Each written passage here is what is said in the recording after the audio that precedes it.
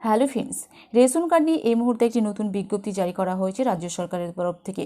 আজকের এই ভিডিওতে আপনাদেরকে বিস্তারিত জানাবো। অন স্ক্রিনে দেখতেই পাচ্ছেন কি বলা হয়েছে যে বাতিল হতে চলেছে লক্ষাধিক রেশন কার্ড। কড়া নির্দেশিকা জারি করলো রাজ্য সরকার। কাদের রেশন কার্ড বাতিল হতে চলেছে, কোন কোন রেশন কার্ডগুলি বাতিল হতে চলেছে, আপনাদের কাছে কোন ধরনের রেশন কার্ড আছে এবং বর্তমানে কোন রেশন কার্ডটি রাজ্য সরকারের তরফ থেকে সরাসরি বাতিল করা হচ্ছে।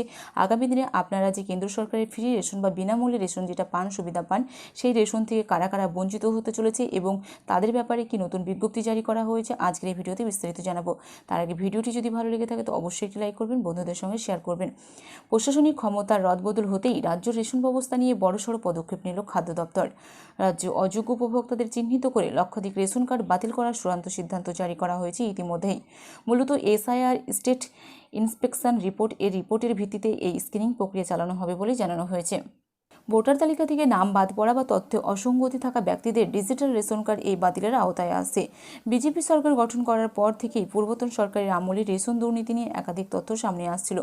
এরপরেই রেশন বন্টন ব্যবস্থাকে স্বচ্ছ করতে এবং অযোগ্য উপভোক্তাদের বাদ দিতে এই করার সিদ্ধান্ত নেওয়া হয়েছে। নতুন সরকারি নির্দেশ অনুযায়ী রেশন কার্ড ম্যানেজমেন্ট সিস্টেম থেকে অযোগ্য ব্যক্তিদের সমস্ত ডেটা স্থায়ীভাবে মুছে ফেলা হবে। কার্ড বাতিলের কারণ এবং সময়সীমা ইতিমধ্যে রাজ্য সরকারের তরফ থেকে জানিয়ে দেওয়া হয়েছে। সরকারি পক্ষ থেকে আগামী 15 জুনের মধ্যে মৃত, স্থানান্তরিত এবং ডুপ্লিকেট ভোটারদের রেশন কার্ড পুঙ্খানুপুঙ্খভাবে যাচাই করার নির্দেশ দিয়েছে ইতিমধ্যে দেওয়া হয়েছে রাজ্য সরকারের তরফ থেকে। 2026 সালের বিধানসভা নির্বাচনের সময় ভোটের ইনফরমেশন স্লিপ বিতরণের ক্ষেত্রে যারা এএসডিডি অ্যাবসেন্ট, শিফটেড, ডেট, ডুপ্লিকেট হিসাবে চিহ্নিত হয়েছিলেন তাদের তালিকাও যাচাই করা হবে। মূলত সরকারি চাল ও গম যাতে প্রকৃত অভাবী মানুষের কাছে পৌঁছায় বা ভূ উপভোক্তার কাছে যাতে না পৌঁছায়, সেই জন্যই এই লক্ষ্যে এবার হাঁটতে চলেছে রাজ্য সরকার। তাহলে আগামী 15 জনের মধ্যে কিন্তু মৃত যারা রয়েছে, স্থানান্তরিত এক জায়গা থেকে আরেক জায়গায় চলে গেছেন, ডুপ্লিকেট যারা রয়েছে, ভুয়ো ভোটারদের রেশন কার্ড কিন্তু পুঙ্খানুপুঙ্খভাবে আবার যাচাই করার বা ভেরিফিকেশন করার নির্দেশ দেওয়া হয়েছে রাজ্য সরকারের তরফ থেকে। 2026 সালের যে ভোটার ইনফরমেশন স্লিপ বিতরণের সময় কিন্তু এই ব্যাপারটি করা হয়েছিল। এবার এই লক্ষ্যেই পৌঁছাতে চলেছে রাজ্য সরকার, যাতে সরকারি যে সমস্ত রেশন সুবিধা দেওয়া হয়, চাল, গম, আটা, এটা যাতে প্রকৃত অভাবী মানুষের কাছেই পৌঁছায়, যাতে ভুয়ো এবং ডুপ্লিকেট যারা চুরি করে এটা যাতে নিতে না পারে, এই জন্যই কিন্তু এমন সিদ্ধান্ত নেওয়া হয়েছে। সরকারি নির্দেশিকা অনুযায়ী কিন্তু রেশন ম্যানেজমেন্ট সিস্টেম থেকে অযোগ্যদের সমস্ত ব্যক্তিদের সমস্ত ডেটা কিন্তু মুছে ফেলা হবে ইতিমধ্যেই জানানো হয়েছে। সেই কারণে এই শুদ্ধিকরণ অভিযান চালানো হচ্ছে। তবে এই নির্দেশিকায় সাধারণ নাগরিকদের জন্য কিছুটা স্বস্তির খবর রয়েছে।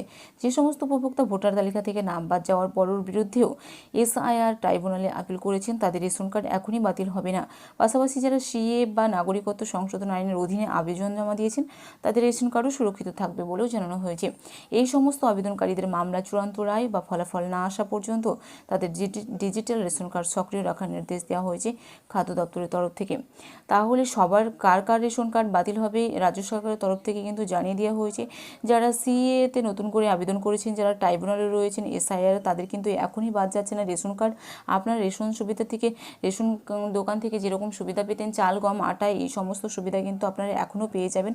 এমনটাই কিন্তু, অর্থাৎ আপনার রেশন কার্ড সুরক্ষিত আছে বলে জানানো হয়েছে রাজ্য সরকারের তরফ থেকে। এবং কাদের কাদের রেশন কার্ডগুলো বাতিল হয়ে যাবে সেটাও কিন্তু রাজ্য সরকারের তরফ থেকে জানিয়ে দেওয়া হয়েছে। আজকের এই ভিডিওতে আপনাদেরকে বিস্তারিত জানিয়ে দিলাম। আজকের মতো